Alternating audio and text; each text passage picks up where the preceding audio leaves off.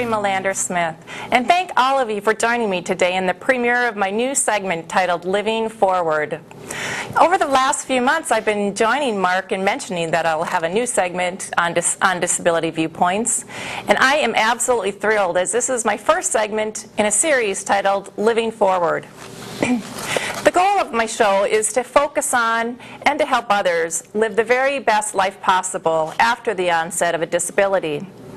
Living Forward will discuss many issues related to disability, including healthy living, physically being healthy, emotionally healthy, financially healthy, along with dealing with some of the other things such as depression and how to find true joy and happiness again. From my own experience, when I realized that I wasn't going to get better, I decided that if I couldn't change me, then I was going to change the environment around me to meet my new needs. My home was originally purchased when I was able to walk. At very first, I made my home functional with just a few subtle changes, but I realized long term I would need to invest in bigger changes so that I would feel truly comfortable in a place where I spend most of my time, my home. And I began in the heart of my home, my kitchen. Today, Randy Beeling's here from Accessibility Options, and Randy's going to talk about how to assess your home for accessibility and also give advice on how to improve upon its functionality. We'll also be going over some photos of the process of remodeling my own kitchen. So welcome, Randy. Thank you, Sheri. Pleasure. Thank you for being my first guest on Living Forward. It's an honor. I would like to just begin by asking you to please explain a little bit about Accessibility Options. Be happy to. Accessibility Options was evolved from visiting with various seniors and various people that had challenges and life's ups and downs, and my wife and I opted to start the company 16 years ago yesterday. Awesome. And mainly due to the fact that my mother turned 80, and we decided that it was about time to make people's lives as functional and as safe and as comfortable as they could. So from that point, we've grown to try and be a full-service design-build firm that has virtually no limitations as to how we can make others' homes more comfortable. Our phrase is, we access your abilities with our options, and that's what we try and accomplish on a daily basis. Great. And what do you look for when you're first going into a person's home and you're assessing accessibility and functionality and safety for the resident? What we typically like to do is have a multi-visit process, but the first visit is scheduled such that I can come out and meet with the homeowner or the client or the person of need and hear from themselves what they would like to accomplish.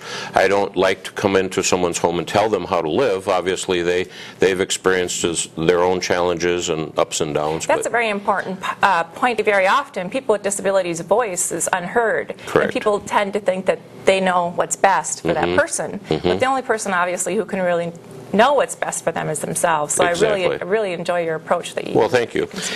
We take a very personalized approach in as much that there's a number of remodeling contractors that are able to move walls, widen doors, build a ramp, what have you.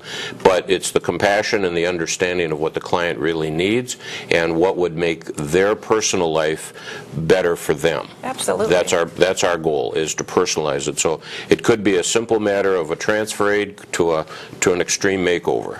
What are some of the most common modifications that you use? The 10 to 1, it's bathrooms, secondary to ramps and access points, commonly doors widened and such that mobility can be enhanced throughout the home. Then secondary to that would be kitchens.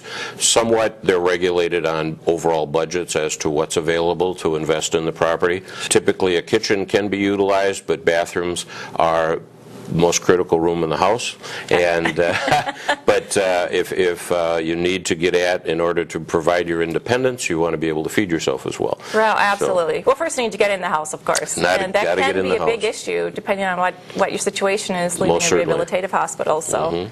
As I mentioned earlier, I just recently had my own kitchen remodeled to make it more accessible for my new to meet my new demands of my body. And to tell you the truth, I am so happy that I had it done. But I'd like to show you some photographs from the process so you can have a better idea of what the process really is like.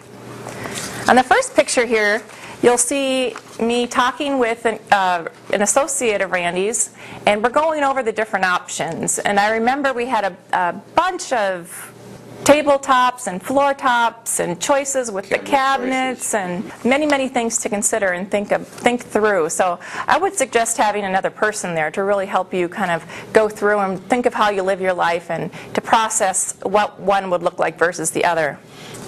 So here in the second picture, we're taking out all of the items from the cabinets. Finding things you forgot about. That is absolutely right. For some reason you don't have help to do that. Randy even offered to assist me in that process. So the next process is tearing down. Here in the photographs you'll see the actual process of taking off the old cabinetry, taking out the sink. And this next picture right here is my absolute favorite. I love this picture when Jason is taking out the part of the wall, the half wall. And this was one of the best things that was actually done in the renovations, I think, because it opened up, as you'll see from the first picture to the second, you'll really see how much open space I have to go inside and out of my kitchen. It was a big change, really nice change. There's also these last few pictures here are putting the products back and the cooktop back in. And then this last picture here, you'll see the end result, which is beautiful, of course. Our office phone number is 763-571-6789. My personal cell phone is 612-715-1010. I'm just a phone call away. Our web address is www.accessibility.options.com. Okay, and we'll have that on the web site as well, so that people will be able to make sure and get a hold of you if they weren't able to write that down. Great, thank you. So, Randy, thank you so much for being a guest today. Thank you very much. I really appreciated having you here on my very first show. Thank you. Next month, I am pleased to announce that Pam Parker from DHS and Karen Berg-Moberg from Metropolitan Health Plan will be joining us. We will be discussing new managed health care plans called Special Needs Basic Care, or SNBC plans. I'd like to thank United Cerebral Palsy for their bike segment. I'd like to thank Annie, of course, for her legislative update. I'd like to thank Joanne for her ever-presence and wonder work that she does here. And I'd also like to thank Mark Hughes, my co-host, for giving me the opportunity to be with you here today. Thanks all of you viewers for being with me today on my very first show, Living Forward.